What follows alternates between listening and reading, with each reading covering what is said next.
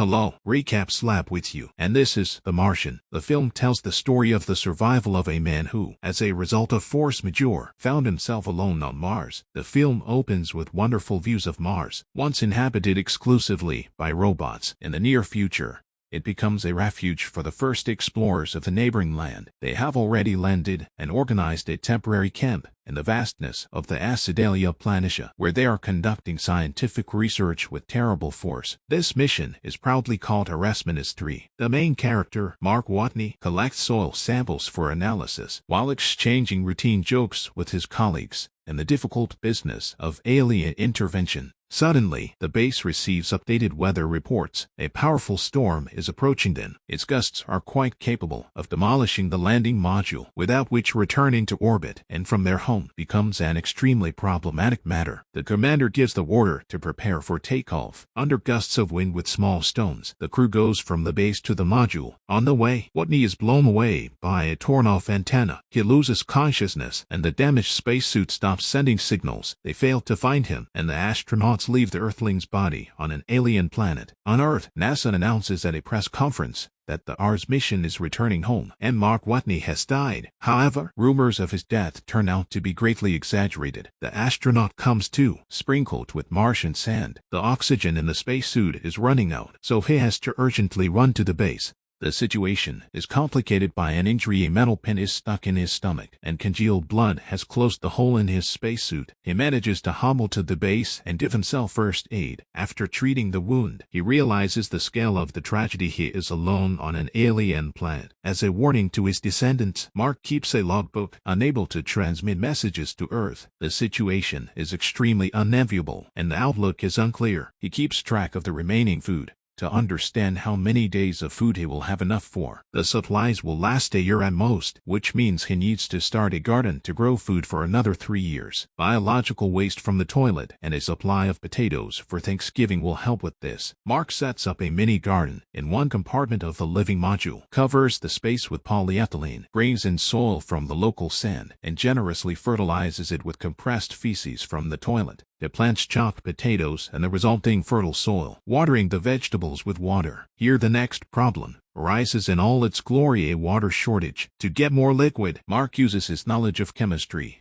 and tries to distill the now unnecessary remains of rocket fuel into water. Unfortunately, the first attempt ends in an explosion due to a small error in the calculations, but taking into account the amendments, everything works out. Water begins to condense in the fenced area, irrigating the garden. After some time, Mark's work bears fruit. The first timid green sprout rises. On Earth, NASA employees are preparing for the next mission to Mars, but to find out what survived from Arasminus 3 after the storm, they need satellites, which are not allowed access, including for moral and ethical reasons. The management does not want the photo of Mark's corpse to make bad publicity for the company. However, the head of the program still manages to convince the management. This leads to shocking results. According to the satellite photo, there is a survivor at the Arasminus 3 base, but it is impossible to simply save him. Preparing for a flight requires a lot of time and calculations. Mark, inspired by the fact that has single-handedly raised the agricultural economy of Mars, begins to plan how to get off the red planet. The next NASA Mars mission is supposed to land 3,200 kilometers from his current location, and it would be best for him to be there when they fly home. To do this, he needs to figure out how to cover this distance. Given the speed of the rover, the journey will take 50 days, and all this time he will have to live inside the vehicle. To increase the performance of the batteries, Mark decided to dig up a radioactive thermal generator, which will save on heating, but if it is damaged, the radiation will kill the astronaut faster than hunger and cold. NASA notes his travels on the rover and comes to the conclusion that he is moving towards the future landing point of Arasminus 4. In order to provide all possible assistance, it is decided to send a cargo ship with humanitarian aid to him. It will take 6 months in total. A month and a half later, Mark is harvesting potatoes, but no food supplies will help him survive. If there is no communication with Earth, Watney is unaware that they are already preparing a mission to save him. He goes to the Mars rover, which in 1997 became the first explorer of Mars. Watney digs the device out of the sand and brings it to the base, where he tries to restart it. He succeeds. On Earth, they receive a signal from the device, which has been turned off for several decades. Mark manages to send a message to NASA, from where they receive a response. They know on Earth that he is alive, but communication is limited to the rotation of the Mars rover camera. NASA can only answer yes or no to questions. Watney makes a circle around the device in segments, like a drum from the field of miracles.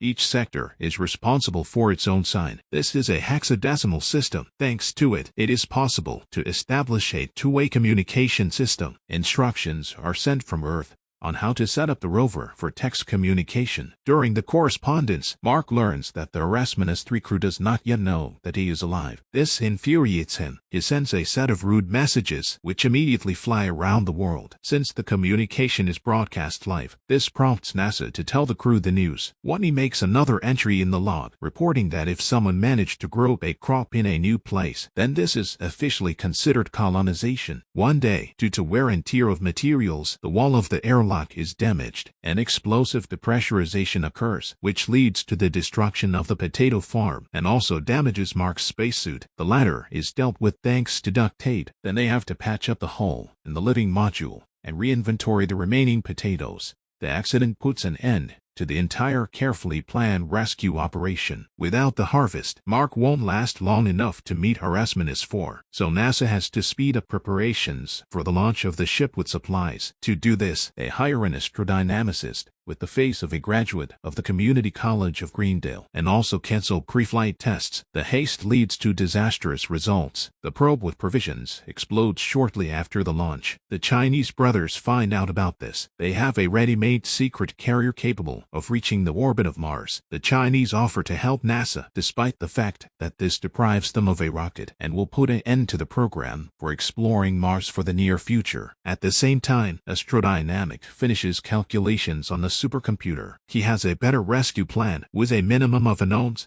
At the meeting, astrodynamicist clearly demonstrates how to return Hermes, the ship of the Arasmenes 3 mission, back to Mars. Instead of landing, the ship will orbit the Earth, accelerate due to its gravity, grab equipment from the Chinese carrier along the way, and return for Mark Watney, who will use the takeoff module and dock with Hermes. True, this will extend the Arasmenes 3 mission for another year and a half. And during this time, if something goes wrong, the crew can easily die. The head of NASA wisely decides that risking 5 lives to save 1 is mathematically unprofitable, and orders to stick to the previous plan with sending supplies. NASA scientists secretly send the astrodynamicist's idea with all the calculations to the Hermes crew. After consulting, they make a unanimous decision to go back to Mars for Mark, which they report to the Mission Control Center, having first hacked the ship's computer so that control cannot be intercepted. During this time, Mark himself must figure out how to get to the Arasmenes for takeoff module, which had previously brought materials for the future expedition. Together with China, NASA sends a rocket carrier with supplies into space. Hermes intercepts the module in Earth orbit, after which the Arasmenes 3 mission sets off on a return course to pick up the colonizer of Mars. 7 months later, Mark goes to appropriate the Arasmenes 4 module. He leaves an autograph on the wall of the residential module, loads the rover, puts on a spacesuit, and leaves the temporary home, not forgetting to lock the door. The path lies through the lifeless scarlet sands of the Martian deserts. On his first trip to Mars, he has to not only act as a discoverer, but also recharge the rover's battery through solar panels. At this time, in NASA, despite all the calculations of the most brilliant minds, they find a new problem. Hermes cannot enter the orbit of Mars, since in this case there will not be enough fuel to return home.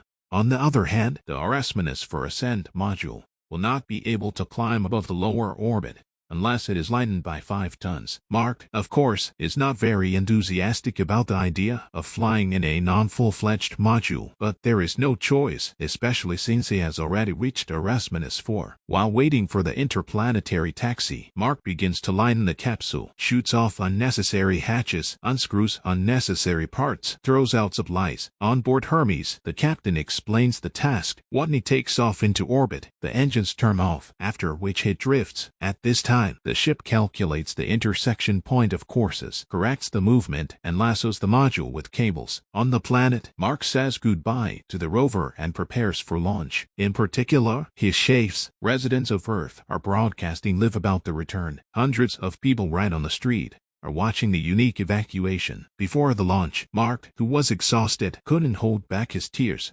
He thanks the harassment his 3 crew for coming back for him. The captain gives a countdown, and the takeoff module, controlled remotely by the pilot from Hermes, takes off. Watney loses consciousness from the overload. Another unforeseen situation arises. The distance from the module to the ship is too great. Mark cannot be intercepted. There are 40 minutes left to find a solution. Hermes burns fuel to fly closer, but there is still a problem of too much speed to intercept. There is no way to equalize the speed. Mark comes to his senses and gets in touch. He has an idea to pierce the glove of the spacesuit and, like Iron Man, fly in zero gravity on the jet stream of outgoing air. This is dangerous, since the interception will have to be done by eye. But there is no alternative. The captain temporarily disconnects communication with Earth to discuss a new idea. They will blow up the Hermes airlock to release the air, thus slowing down the movement and aligning with the module. But even under ideal circumstances, the distance will be too great. No rope will be enough. The explosion and the release of air slightly slow the ship. The captain goes out into open space with a jetpack and moves towards the module as close as the rope will reach. Flying past, Mark punctures the glove of his spacesuit. The jet thrust of the escaping air is enough to fly him up to the dangling captain. They grab each other with their hands, but the force of inertia carries the Martian further. He barely manages to grab onto the safety rope. Hermes reports this to Earth, where crowds of people are cheering. In the next scene, Mark Watney is sitting on a bench on Earth and drinking coffee, and notices a tiny green sprout breaking through the pebbles at his feet, the quintessence of the desire for life. NASA cadets run past. They respectfully greet him. Here is a course for selecting candidates for astronauts, and he gives lectures on survival in difficult conditions. After all, he has the most extensive experience in this matter. That's all. Share your impressions in the comments and subscribe to the channel. All the best.